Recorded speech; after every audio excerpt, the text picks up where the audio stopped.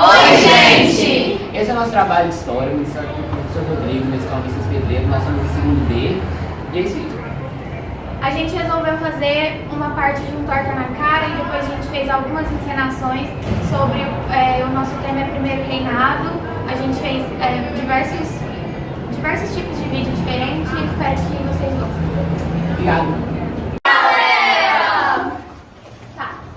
A gente é aluno do Messias do segundo ano e a gente está fazendo um trabalho de história para o professor Rodrigo. A gente pensou em fazer o quê? Um torta na cara, que consiste em...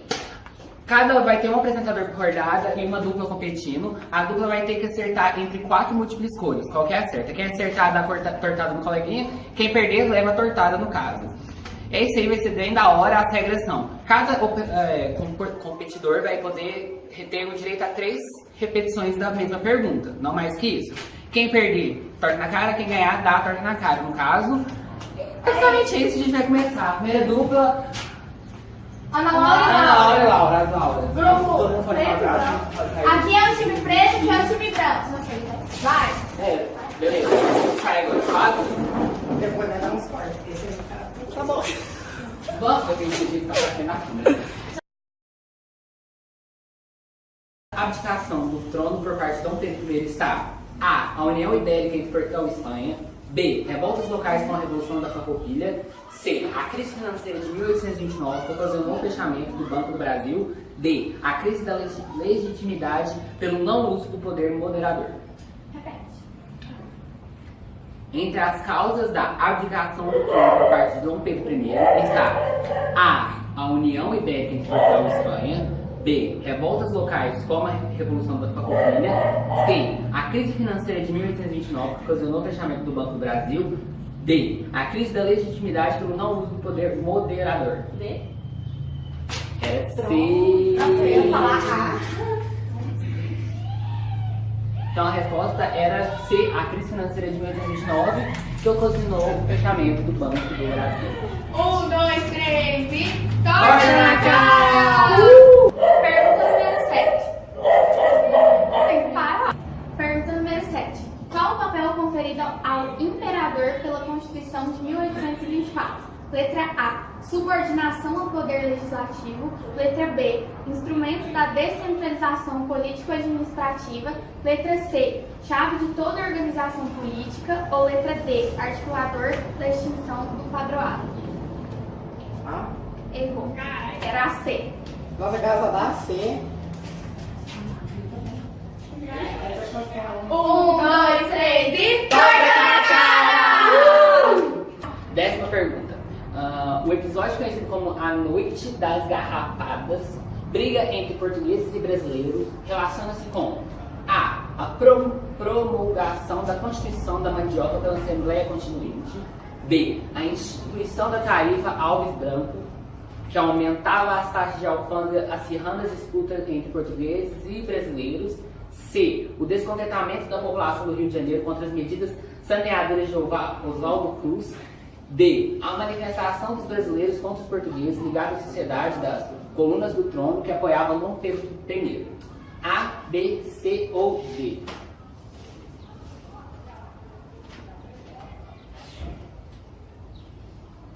Dez.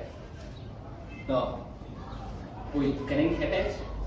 6, 5, 4, 3, 2, 1. Bom, como foi o primeiro empate, nada mais justo que os dois se dão uma tortada. Quando não sabe a resposta, não sabe. 3, 2, 1 e... Torta na cara! Valeu, grupo!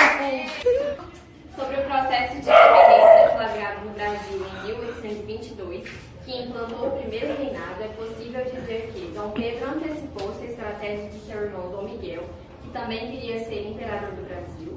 Foi um processo deflagrado no Brasil após a morte de Dom João. Foi um processo coordenado pelos revolucionários latino-americanos como Bartolomé Smith e Simão Bolívar. Foi um reflexo da Revolução Liberal do Porto, 1820, que exigiu o retorno de Dom João para Portugal. B.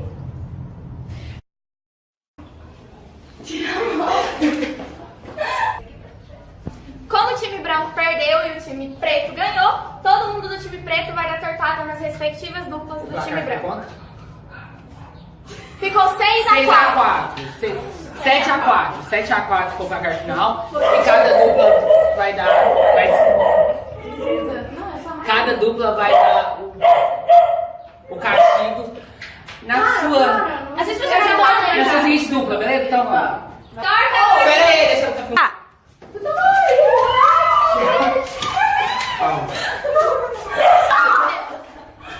Por que eu tô sempre pra fotografar? Vamos, gente! Tudo bom? Sério? Eu não travou, não! Porque eu. Oi gente, tudo bem? Então, eu sou a Manu e hoje eu vim fazer um vídeo de Maqui Fala enquanto eu explico curiosidades e alguns tópicos sobre o primeiro reinado e a princesa Leopoldina. Bom, Maqui Fala é um vídeo muito popular no YouTube. É como se fosse uma tag que as blogueiras costumam utilizar quando elas querem contar alguma coisa nova para suas leitoras e etc. Enquanto isso, elas se maquiam. Vai ser tipo uma releitura desse vídeo, só que bem simples, porque não dá pra gente explicar a matéria e se maquiar muito ao mesmo tempo. Então, vamos começar. Eu não vou me estender muito nos assuntos sobre o primeiro reinado, porque senão o vídeo ia dar 1 hora de vídeo, então...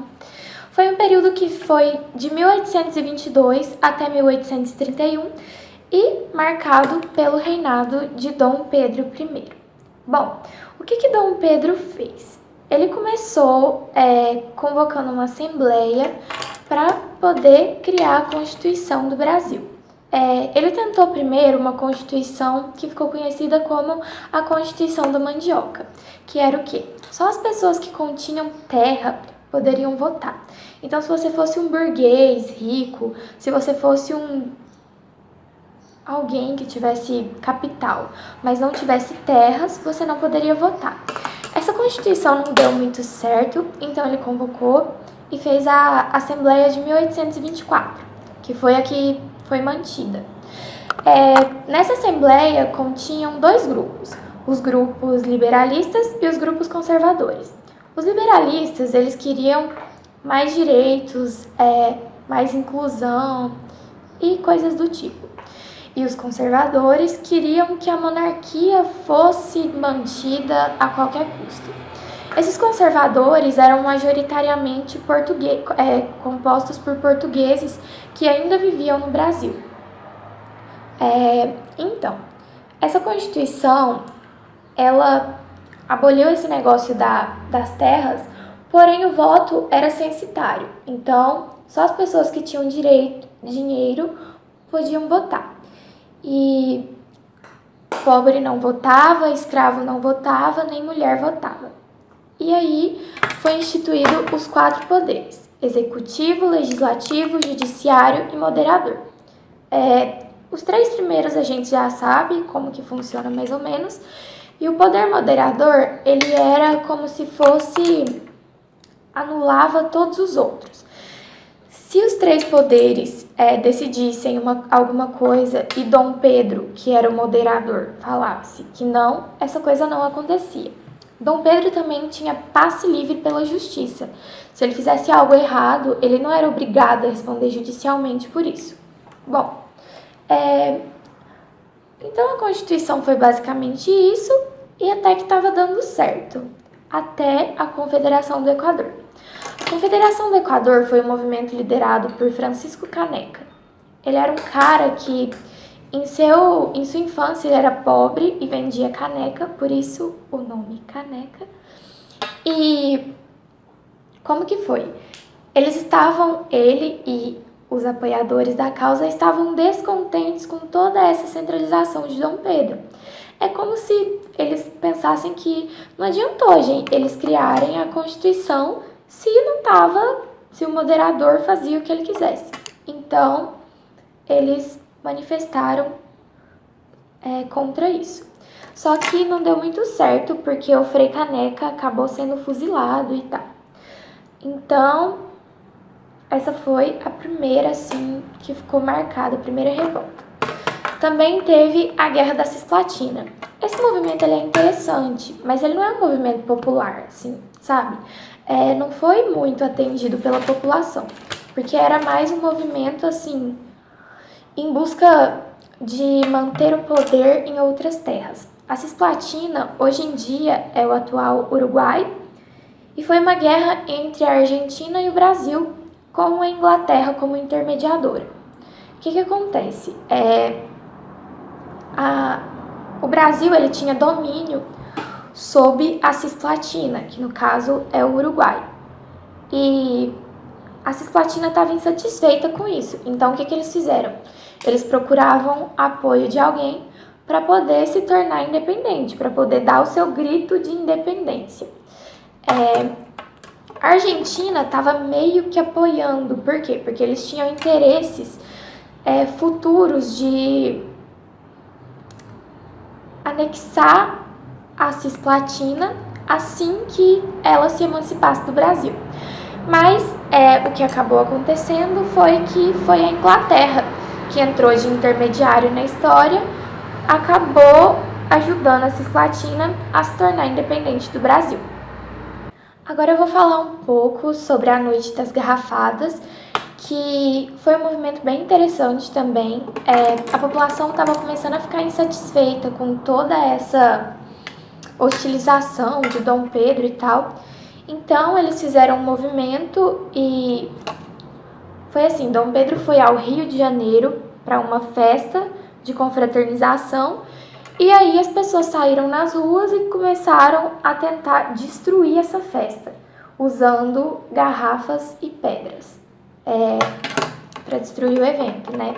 Isso tudo foi devido ao descontentamento deles com essa hostilização de Dom Pedro. Por último, eu vou explicar algumas curiosidades sobre a princesa Leopoldina. Bom, ela foi a primeira esposa de Dom Pedro e o casamento dos dois foi arranjado por meio de meio que um tratado, assim, um documento. Eles só se conheceram depois que já estavam noivos, casados, né? Ela era muito apaixonada por ciências, biologia, essas coisas assim, pela natureza em geral. Então, ela mandava vários cientistas estrangeiros para cá, para estudar a nossa fauna e a nossa flora, que ela também ficava muito encantada. No Brasil, ela passou a assinar o nome de Maria Leopoldina. E ela teve 7 filhos, dos quais 4 chegaram na vida adulta, os outros 3 faleceram. E Dom Pedro era um homem muito infiel. Ele traía ela com várias. Ela começou a perceber isso, se não me engano, depois do primeiro filho que eles tiveram. E a gota d'água foi quando o Dom Pedro levou uma amante e sua família para morar lá perto. Então, gente, foi isso. Esse foi um breve resumo sobre o primeiro reinado. Espero que tenha dado para entender alguma coisa e algumas curiosidades sobre a princesa Leopoldina. Não deu para fazer muita coisa sobre a maquiagem, mas a intenção mesmo foi fazer uma releitura e espero que tenha ficado bom. Aqui 7 curiosidades sobre Dom Pedro naquela época. A primeira é que Dom Pedro tinha o hábito de comer com as mãos e a sua esposa, a princesa Leopoldina, também adotou esse hábito. A segunda é que ele morreu em Portugal devido a uma tuberculose. A terceira é que ele falava 3 idiomas fluentes: inglês, francês e português. A quarta é que o seu casamento com a princesa Leopoldina só ocorreu através de uma procuração, bem antes deles se conhecerem. A quinta é que ele escreveu várias obras, e entre essas obras, uma das mais importantes e conhecidas foi o Hino da Independência do Brasil. Outra curiosidade é que o seu nome era realmente muito grande. O seu nome completo era Pedro de Alcântara Francisco Antônio João Carlos Xavier de Paula Miguel Rafael Joaquim José Gonzaga Pascoal Cipriano Serafim de Bragança e Bourbon. E a outra curiosidade é que foi ele que, em 7 de setembro de 1822, às margens do rio Ipiranga, gritou independência ou morte. E essas foram as 7 curiosidades. Boa tarde! Hoje vamos falar sobre a princesa Maria Leopoldina. Para quem não sabe, ela foi imperatriz do Brasil durante os anos de 1822 e 1826 e também rainha de Portugal durante 8 dias. A curiosidade de hoje era de como eram as vestimentas naquela época do primeiro reinado no Brasil. E pelo fato de não ter indústria têxtil, as roupas eram bem caras e era passado de geração por geração. A moda feminina e masculina ainda tinha traços da moda napoleônica e colonial. O básico da moda masculina era camiseta, calça e colete. As mulheres daquela época usavam vestidos de tecidos leves, como esses, de cores que definiam o que ela era na sociedade. Mulheres que usavam roupas de cor azul, verde e laranja eram as escravas. Já a princesa Leopoldina, ela também usava os vestidos longos, porém com silhueta reduzida, usava cabelos soltos e sapatos baixos. Também abusava bastante nos acessórios. As mulheres dessa época abandonaram os vestidos de tons mais escuros e negros a partir do segundo reinado. E por hoje é só. Até a próxima. E no nosso Talking Show de hoje, a nossa repórter Emanuele vai entrevistar nosso imperador Dom Pedro. Então, Dom Pedro, com a morte de seu pai, a coroa brasileira corre risco de se juntar novamente com a coroa portuguesa? Não, não é um risco que a gente corre. Eu já indiquei o nome do meu irmão Dom Miguel para ocupar esse cargo. Acho que vai dar certo, ele é eficiente. Tá. Agora sobre o déficit da balança comercial. Ele apresenta algum risco à economia brasileira? Não, estamos trabalhando em cima disso. A gente contraiu novas dívidas exteriores, graças ao porque a gente perdeu o apoio financeiro de Portugal, obviamente, também da Inglaterra. A gente está correndo atrás e a gente vai trabalhar isso. E a gente ainda continua tendo um grande comércio de açúcar e de produtos mais tropicais. Você considera seu irmão Dom Miguel um candidato forte ao trono de Portugal? Sim, tem todas as polêmicas falando que ele é absolutista, tudo isso. Eu indiquei o nome dele e confio no taco dele. Eu acho que ele vai ser um bom... O senhor poderia explicar um pouco mais sobre a sua Constituição pra gente? A implantação do voto censitário, poder morar na minha mão e a implantação de uma Assembleia Constituinte com senadores. O senhor acha que essas suas regras da sua Constituição, principalmente essa do voto censitário, vai atrapalhar alguma coisa na decisão do povo sobre o seu reinado? Você acha que isso causaria algum tipo de pressão sobre o senhor para abdicar-se do trono? Porque eu acho que a população não ficaria tão satisfeita assim com essas regras. Olha, a insatisfação popular é iminente. Eu conheço e tenho ciência dela. Porém, a gente precisa tomar medidas para colocar o Brasil de volta nos eixos. A nossa dívida externa está cada vez mais alta e precisamos colocar um rumo no Brasil. Então, acho que essas atitudes que eu tomei, por mais fortes, serão necessárias. Certo. É isso, então. A gente vai ficar por aqui. Espero que vocês tenham gostado da nossa entrevista. Qualquer dúvida, manda no Twitter que Dom Pedro responde. Obrigado. Temos muito conhecimento da cultura culinária brasileira graças ao hobby do último imperador do Brasil, que era conhecido como grande colecionador de cardápios. Naquele tempo, os cardápios eram escritos em francês, a língua culta da época. Mas, naquele tempo, já circulava pela cidade os cardápios escritos em português. Durante sua vida, ele colecionou mais de 1000 menus que passaram a integrar a coleção da Biblioteca Nacional do Rio de Janeiro, Teresa Cristina Maria. E esses menus testificam o nascimento da cultura gastronômica brasileira do país. No cardápio de 22 de agosto de 1886, ocorreu a aparição do churrasco do Rio Grande, que foi muito famoso. E a maioria dos pratos daquela época eram consumidos pela nobreza e que hoje em dia é comum no dia a dia da gente, como a tapioca, o pudim de tapioca, o tutu de feijão e a coxinha de galinha. E as aves eram bastante apreciadas pela nobreza. A burguesia ruralista está no meu pé. Eles estão falando que eu aprovei a Constituição de 1924 só para suprir meus desejos, com todo o poder moderador centralizado nas minhas mãos. Não sei se vai dar, ainda mais agora com a morte do papai. O medo da junção das duas coroas, acho que vou ter que abdicar. Primeiras amantes, agora uma abdicação? Então é isso, gente. Obrigado por assistir o nosso vídeo. Tchau! Tchau!